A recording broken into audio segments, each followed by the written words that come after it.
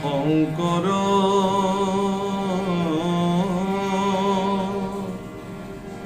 হৰি ভকতৰ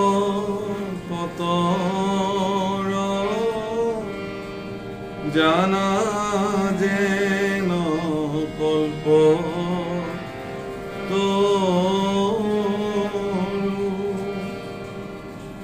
তাহান্ত বিনাই নাহি নাহি নাহি আমাৰ পৰম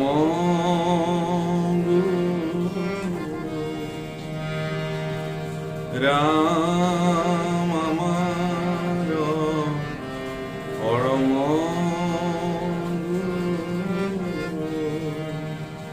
হে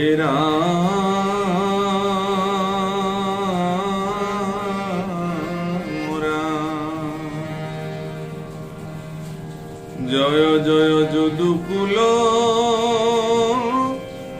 তিলক মুৰাৰি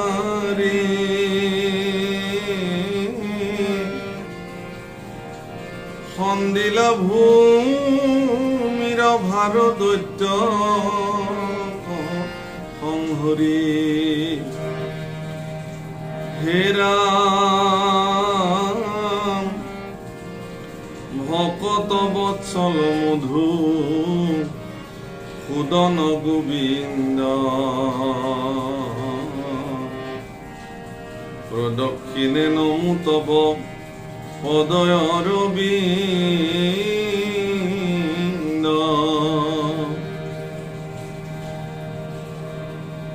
পুৰতৰু সমজাৰ চৰণ দূত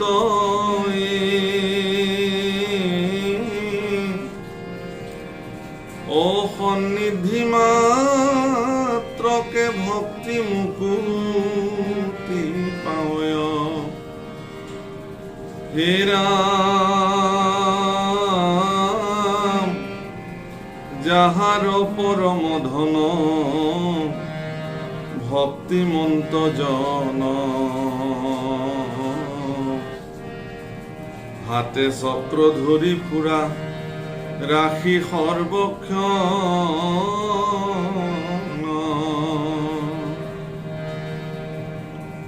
শংকৰে কহিলা যিটো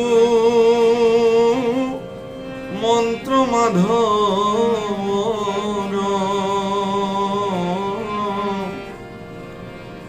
ও তাকে জপ কৰে বসি জলৰ ভিতৰ হে ৰাম অযুত বৎসৰ আছে জলে তপ কৰি গোবিন্দৰ ৰূপ হৃদি পদ্ম মাজে ধৰি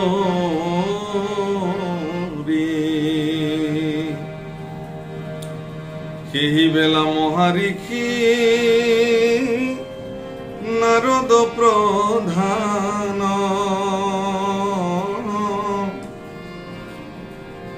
গৈলন্ত প্ৰাচীন বৰ্হি নৃপতিৰ স্থান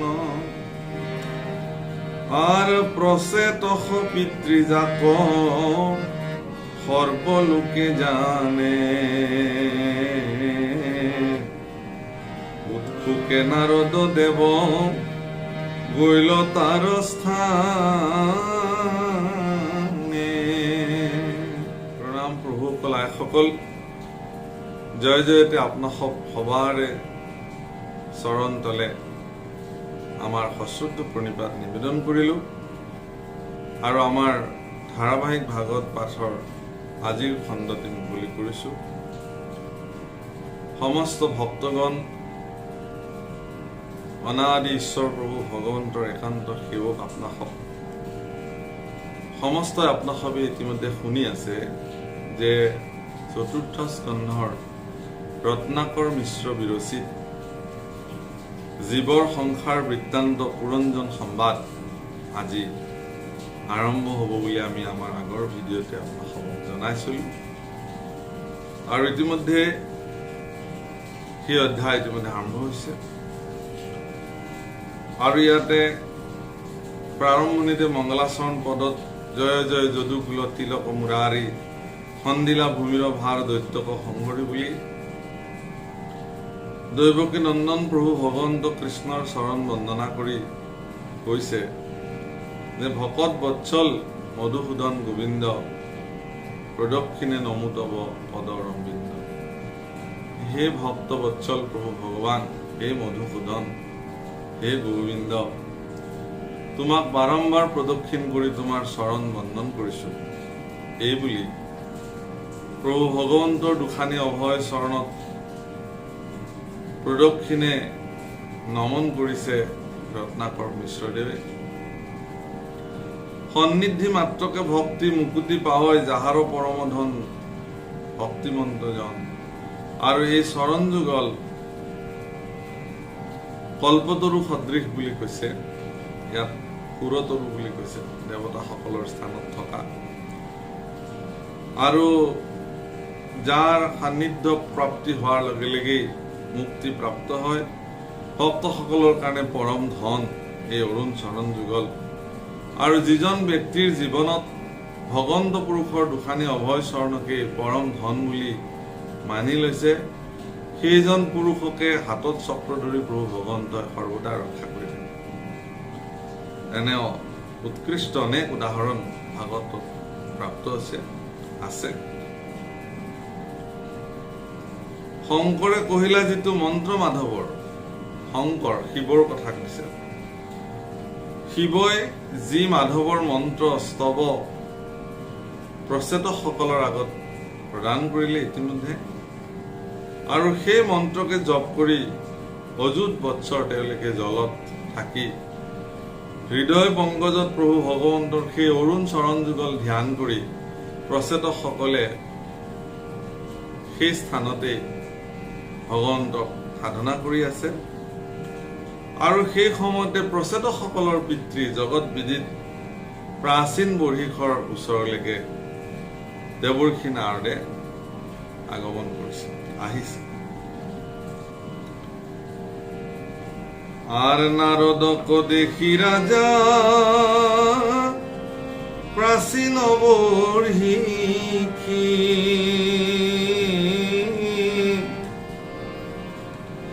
পাদ্যয়ৰ ঘে পুজিলন্ত পৰম হৰিষি, আৰ আসনে বখিলা ঋষি হৰক্ষিত মন, নৃপতি কচাই আখি বুলিলা বচন,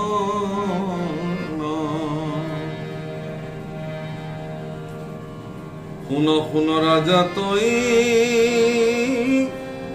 মিছাতে সে মৰ, কৰ্ম কৰি কোন ফল পাইবে ইচ্ছা কৰ, দুখ হানি হইবে সুখ মিলিবে বিস্তৰ, বিচাৰত সিটো ফল নোহে স্বতন্ত্ৰ,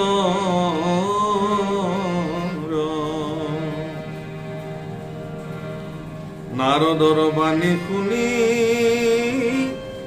বোলে মহাৰায়,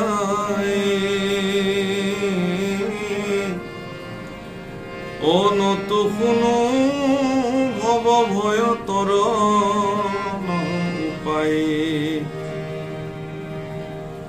ৰাম নানা মত কৰ্ম কৰো পায় উপদেশ, হৃদয় অন্তৰে মূৰ নাহি জ্ঞানলে,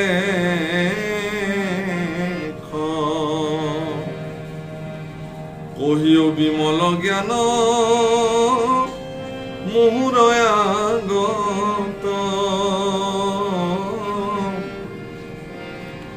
যাক শুনি এৰাই কৰ্ম বন্ধ যত যত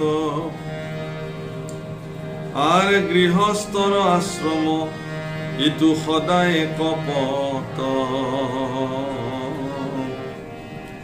যাক ভাৰ্যা পুত্ৰে পাই কৰে লত ঘট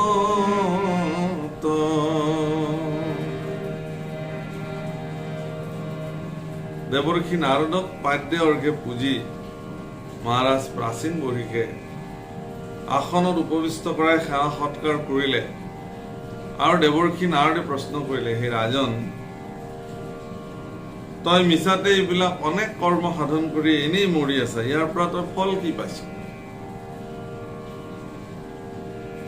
দেৱৰ্ষি নাৰদৰ ক'বলগীয়াটো আছিল কি যে মহাৰাজ প্ৰাচীন বঢ়িকে ইমান যজ্ঞ সাধন কৰিছিলে যে পৃথিৱীত এনেকুৱা স্থান নাই য'ত তেওঁ যজ্ঞ সাধন কৰা, বিভিন্ন পশু পক্ষী আদি যজ্ঞত নিধন কৰিছে, অনেক দ্ৰব্য বস্তু আদিৰ অনিষ্ট কৰিছে বিভিন্ন ধৰণে। আৰু তেওঁক আত্মজ্ঞান দিবৰ কাৰণে দেৱৰ্ষি নাৰদ স্বয়ং তেওঁৰ ওচৰলৈকে আজি আহিছে। বাপসকল, আইসকল, এনেকুৱা এটা স্থানত দেৱৰ্ষি নাৰদ আহি উপস্থিত হয়, এনেকুৱা কিছুমান ব্যক্তিৰ জীৱনলৈ দেৱৰ্ষি নাৰদ আহি নিজে নিজেই তাত সমুপস্থিত হয়। সেই ব্যক্তিগৰাকীৰ জীৱন যেতিয়া ধন্য হ'বলৈ আৰম্ভ কৰে, পৰম সৌভাগ্য মিলে যেতিয়া এগৰাকী ব্যক্তিৰ জীৱনত, আৰু সেই মুহূৰ্ততে সেই ব্যক্তিগৰাকীৰ ওচৰত দেৱৰ্ষি নাৰদৰ দৰে এগৰাকী পৰম প্ৰসিদ্ধ পুৰুষ গুৰুৰূপে আহি আবিৰ্ভাৱ হয়। আৰু আজিও প্ৰাচীন বঢ়িকৰ সেই সৌভাগ্য মিলিছে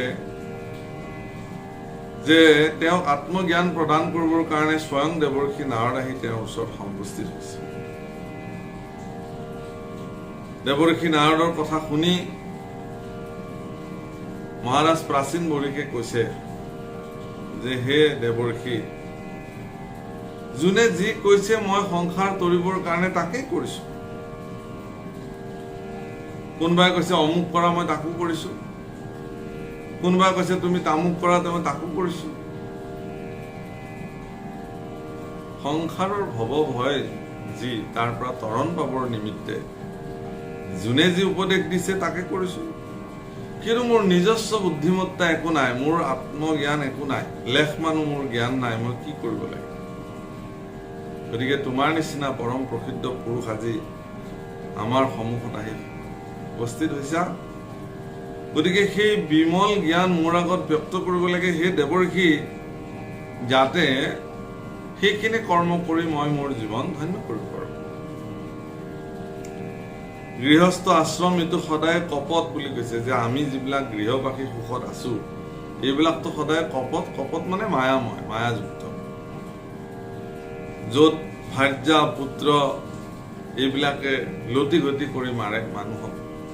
উপায় নাই, যিহেতু বিষয় সংসাৰৰ বান্ধনত আমি জীৱবিলাক অজ্ঞানতা বশতে হওক আমি আবদ্ধ হৈ পৰোঁ। গতিকে সেইসকলে আমাক লটি ঘটি কৰে।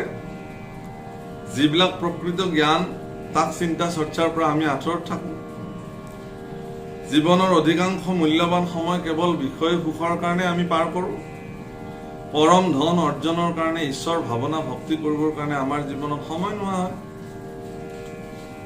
গতিকে এই পুৰুষাৰ্থ মন জাগে সৰ্বক্ষণ, মূৰমতি সংসাৰত পুৰু নিৰন্তৰ, আৱে মোক কৃপা কৰিওক মুনিবৰ, মোক তুমি এইবাৰ কৃপা কৰা হে মুনিবৰ, যাতে মই এই বিষয় সুখৰ পৰা পৰিত্ৰাণ পাই এনেকুৱা মোৰ দ্বাৰা কৰ্ম সাধন হওক, যাতে সেই কৰ্মৰ দ্বাৰা মই প্ৰকৃত বিমল জ্ঞান প্ৰাপ্ত হ'ব আৰু তাৰ পৰা মোৰ জীৱন ধন্য হ'ব। ৰাম ৰাজাৰ বচন শুনি আনন্দ মনত জানিলো বৈৰাগ্য আৰু ভৈলে কৰ্মত আৰ যুগ বলে মৰা পশু আকাশ আনে নৃপতিক চাহি শুনি বুলিল অন্তবাণী।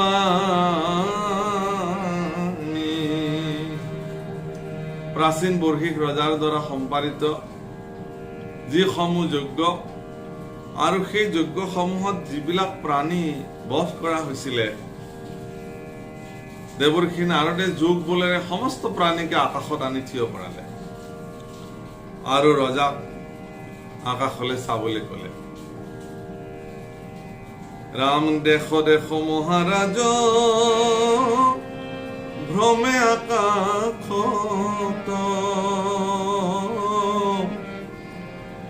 ও যজ্ঞে বোধি আছ তই পশু যত যত হাতত ধৰিয়া স্বৰ্গ পৰশু কুঠাৰ মৰণ কবাত চাই আশয় তোমাৰ। হে মহাৰাজ, চোৱা, তুমি তোমাৰ যজ্ঞত যিমান বিলাক পশু পক্ষী বধ কৰিছিলা, এই সমস্ত পশুৱে এতিয়া হাতত কুঠাৰ লৈ স্বৰ্গ লৈ সেয়া ঘূৰি আছে। তোমাৰ মৃত্যুলৈ তেওঁলোকে বাট চাই আছে। তুমি মৃত্যু হৈ তেওঁলোকৰ স্থানলৈ গলে তোমাৰ ওপৰত তেওঁলোকে ব্যৱস্থা লয়। ঋষিয়ে যোগ বলে ৰজাক এই দৃশ্য দেখুৱালে। আৰ দখন সুবাই কপে আজুৰয় কেশ অস্ত্ৰ কপুৰাৱে হাতে ধৰিয়া অশেষ এৰাম কাতন্তে পাইলে কজত দুখ তাকস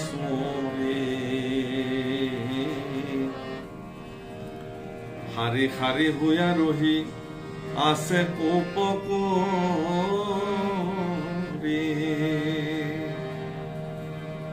তেওঁলোকক কাটোতে তেওঁলোকে যিমান কষ্ট পাইছিলে, সেই দুখ সুমৰি দাঁত কামুৰি শেষ আচাৰি তেওঁলোকে এতিয়া ঘূৰি আছে শাৰী শাৰী হৈ। বৰ প্ৰচণ্ড কোপত তেওঁলোকে সেই দুখবিলাকক স্মৰণ কৰি তেওঁলোকে এতিয়া তাতে ৰৈ আছে।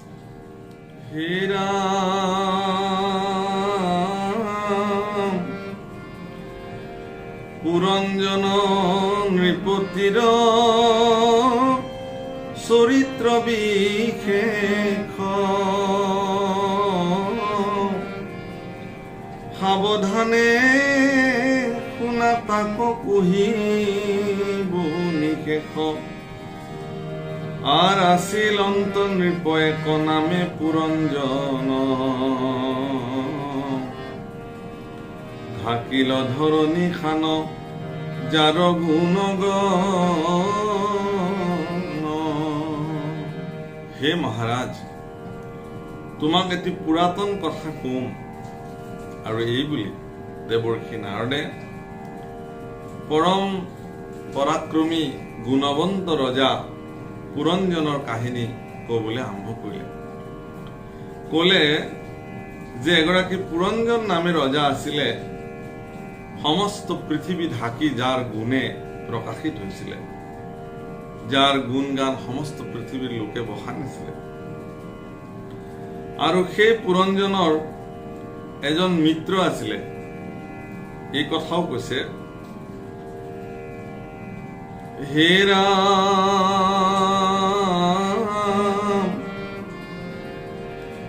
তাৰ এক মিত্ৰ আছে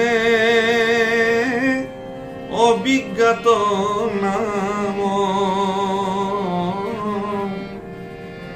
অনুহয় বিফল যাৰ বাঞ্ছিতাৰ্থ কাম। আৰু তেওঁৰ এগৰাকী মিত্ৰ আছিলে, পৰম মিত্ৰ, যাৰ নাম অবিজ্ঞাত। সেই অবিজ্ঞাতে যি বাঞ্ছা কৰে আজিলৈকে একো কৰ্ম বিফল হোৱা নাই। যত কৰ্ম তেওঁ বাঞ্ছা কৰিছে কোনো কৰ্মই আজিলৈকে বিফল হোৱা নাই। আপোনাক সবে এই নামসমূহ মনত ৰাখি যাব। পিছলৈকে এই নামসমূহৰ তাত্ত্বিক অৰ্থসমূহ প্ৰকাশিত হ'ব। জানি থওক যে পুৰঞ্জন ৰজাৰ বন্ধু আছিলে, এগৰাকী মিত্ৰ আছিলে, পৰম মিত্ৰ, যাৰ নাম অবিজ্ঞা। হে ৰাম, যত কৰ্ম কৰে তাকো কেহু নজান,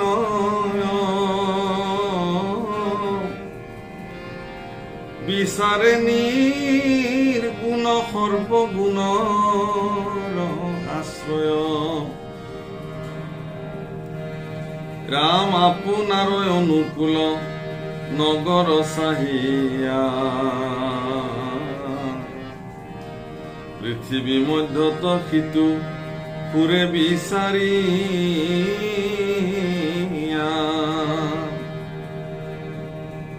যতেক দেখিল মানে বিশেষ নগৰ, জলে স্থলে ফুৰে দেখিবাক মনোহৰ। আৰ তথাপি নহইল তাৰ মনত হৰিষ, নগৰ বিচাৰি ৰাজা ফুৰে দশ দিশ। মহাৰাজ পুৰঞ্জনে তেওঁৰ ভাল লগা এখন নগৰ বিচাৰি বিচাৰি চলাথ কৰিলে, আৰু সকলোতে তেওঁ বিশেষ বিশেষ স্থানসমূহ দেখিছে যদিও তেওঁ মনে বিচৰা এখন নগৰ তেওঁ বিচাৰি পোৱা নাই। তেওঁ বিচাৰি আছে। যি স্থানলৈ গৈছে ফলে ফুলে জাতিষ্কাৰ মনোহৰ, তথাপিও তেওঁৰ মনত আনন্দ নহয় যে কি স্থান তেওঁ ল'ব। হে ৰাম,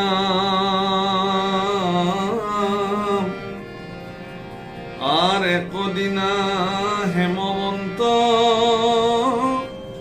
দক্ষিণ পঞ্জরে, পুরন্তে দেখিলা স্থান রাজা কসরে। জগত প্রখ্যাত কোনো ভারত বরিষ,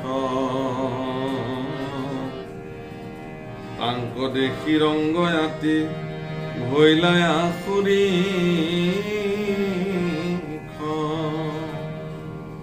আর এই ধরনে বিচাৰি ফুৰোতে ফুৰোতে এদিন ৰজাই তেওঁৰ মনোমত স্থান এখন দেখিলে, আৰু সেই মনোপুত স্থান হল ভাৰত বৰিষ। জগতত প্ৰসিদ্ধ সেই স্থান তেওঁ দেখিলে, আৰু এই স্থান দেখি তেওঁ অতি আনন্দিত হল। পৰম ৰংগমনেৰে এই স্থান তেওঁ দৰ্শন কৰিলে। আৰু এই ভাৰতবৰ্ষৰ বৰ্ণন কি বুলি কৈছে? হেমবন্ত দক্ষিণ পঞ্জৰে। এতিয়া ভাৰতবৰ্ষৰ বৰ্ণন কৰিব। ৰাম নৱসান দ্বাৰ এক আশয় নগৰ, ও ৰাজধানী লক্ষণে লক্ষিত মনোহৰ। শোভিতি বেৰিয়া নগৰৰ গৰ খাই, মহামনোহৰ দেখি লোকে থাকে চাই। আৰু এই ভাৰতবৰ্ষতে এখন নৱদ্বাৰযুক্ত নগৰ তেওঁ দেখিলে, যিখন নগৰৰ 9খন দুৱাৰ। ৰাজধানী লক্ষণেৰে লক্ষিত, ৰাজধানী কৰিব পৰাকে এই নগৰখনৰ সকলো লক্ষণেৰে লক্ষণযুক্ত, অত্যন্ত মনোহৰ। চৌভিতি ওখ ওখ মানে গড়খাইৰে গোটেই নগৰখন বেৰি থোৱা আছে, আৰু মানুহে দেখিলে অত্যন্ত আনন্দ চিত্তে এই নগৰখন চাই থাকে। ৰাম উচ্চতৰ গৃহৱাতি দেখিতে শোভন, স্থানে স্থানে পুতি আছে কন তোৰণ। উদ্যান আৰাম আছে দেখিতে বিৰংগ সুবৰ্ণ ৰজত লোহাময় তিনি শৃংগ।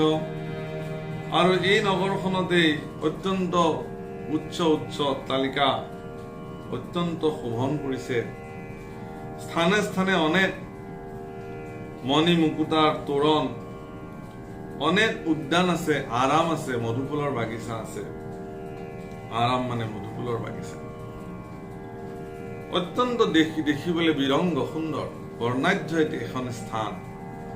আৰু তাতে সোণ, ৰূপ আৰু লোহাৰ তিনিটা বিশেষ শৃংগ সেই নগৰত আছে। এই কথাবিলাক একো একোটা তত্ত্ব।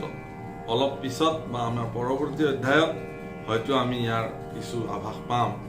সদ্যহতে যিখিনি কথা দেৱৰ্ষি নাৰদে বৰ্ণন কৰিছে আৰু ইয়াত যি ধৰণে এই কথাসমূহ আনি গৈছে ৰত্নাকৰ মিশ্ৰদেৱে, ঠিক তেনেকেই প্ৰথমতে চাই লোৱাটো ভাল হ'ব। হে ৰাম মৰকত স্থলী ফতি কৰ দিলা বাৰ, মানিকে বৈধুৰ্য আতি কৰে জাতিস্কাৰ। ৰাম শাৰী শাৰী নগৰ প্ৰকাশ কৰে ঘৰ, পাতালে নগৰ ভোগৱতী সমসৰ। মানিক বৈধুৰ্য অত্যন্ত জাতিস্কাৰ, মৰকত স্থলী ফটিকৰ দিলা বাৰ, স্ফটিকৰ বেৰ। শাৰী শাৰী নগৰত প্ৰকাশ কৰিছে বিভিন্ন গৃহ, আৰু পাতালৰ ফালে তলফালে ভোগৱতী সমসৰ এখন নগৰ আছে যাৰ নাম ভোগৱতী। হে ৰাম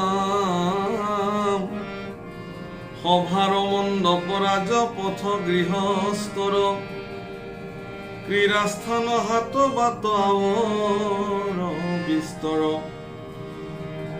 ৰাম নগৰ মধ্যত ধ্বজ পতাকাৰ কান্তি, প্ৰবালৰ ভিন্দি হব আছে পান্তি পান্তি।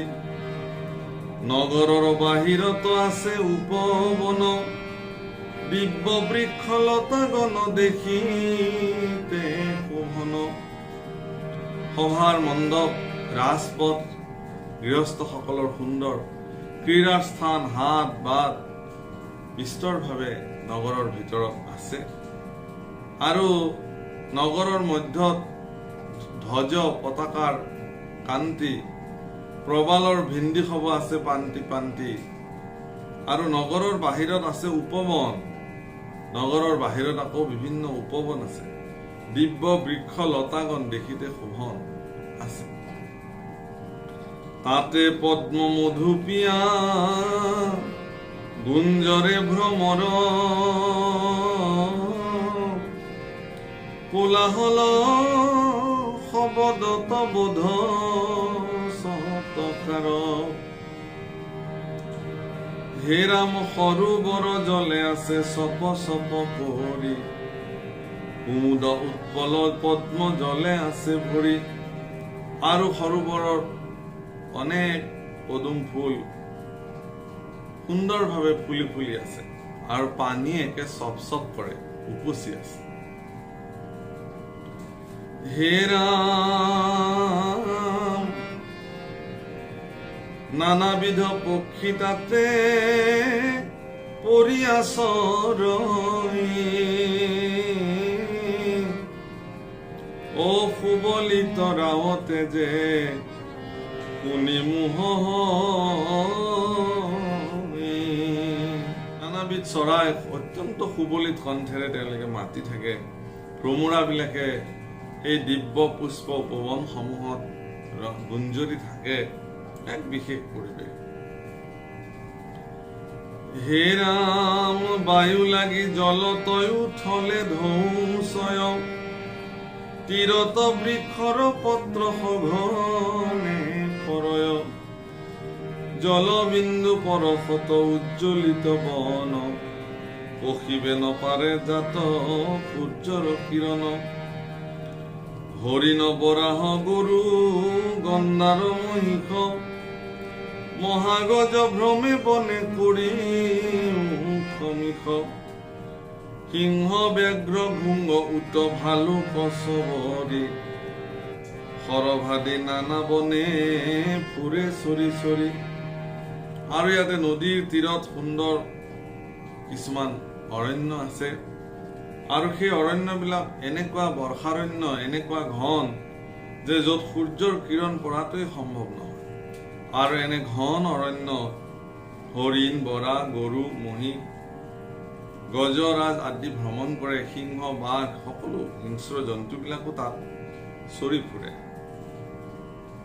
নানাবিধ মৃগ, হৰিণো তাত পোৱা যায়। ৰাম আন নানাবিধ মৃগ আশ্ৰয় অৱনত, কতুহন্তে কেৱে ভয় নকৰে মনত। আৰ কাকো কেৱে হিংসা নকৰয় কদাচিত, মুনি সব থাকন্ত সবাৰ চিন্তিহিত। আৰু এই অৰণ্যত কোনেও কাকো হিংসা নকৰে, কোনেও কাকো ভয় নকৰে। আৰু এই অৰণ্যতে ঋষি সমস্তই সকলোৰে হিত চিন্তা কৰি তাত তেওঁলোকে বহি আছে।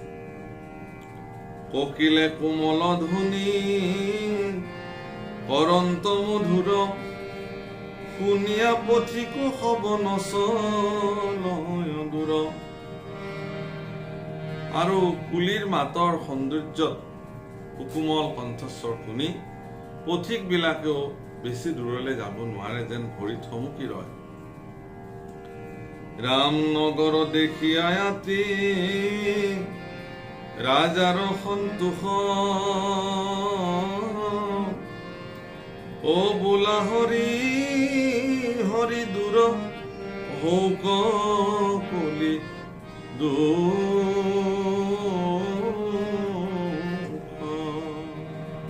ভাল প্ৰভুসকল, আইসকল, পুৰঞ্জন অধ্যায়ৰ এই আৰম্ভণি, পুৰঞ্জন সংবাদ। আপোনালোকে নিশ্চয় মন কৰিছে যে কিছু তাত্ত্বিক কথা এখন নগৰৰ মাজেৰে প্ৰকাশ কৰিবলৈ গৈ আছে। হয়তো আপোনালোকে কিছু কিছু আভাস ইয়াতে পাইছে।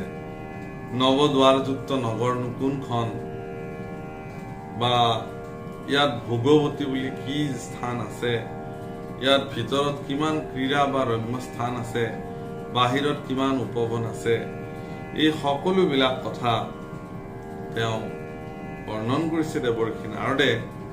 আৰু ক'লে বুলি যে এনে এখন মনোৰম নগৰ দেখি মহাৰাজ পুৰঞ্জন অত্যন্ত সন্তোষিত হ'ল আৰু তেওঁ সেই নগৰ অত্যন্ত আত্মিকতাৰে দৰ্শন কৰিলে। হে প্ৰভু কলাইসকল, আজিৰ অধ্যায় ইমানতে যিহেতু সমাপ্তি হ'ল, গতিকে আমি আজিৰ অনুষ্ঠান ইমানতে বিৰাম দিব খুজিছো। আজিৰ দিনটিত যিসকলৰ বিশেষ দিন, শুভ দিন, জন্মদিন আছিল, সকলোকে আমি শুভকামনা আৰু আশীৰ্বাদ প্ৰদান কৰিলোঁ। এইখিনি কথা কৈ আপোনাক সকলোৰে পুনৰ সুস্বাস্থ্য আৰু শান্তি কামনা কৰি আজিৰ অধ্যায় ইমানতে আমি আমাৰ অনুষ্ঠানৰ বিৰাম দি পুনৰ লগ পোৱাৰ প্ৰতিশ্ৰুতিৰে সামৰিছোঁ। কৃষ্ণ।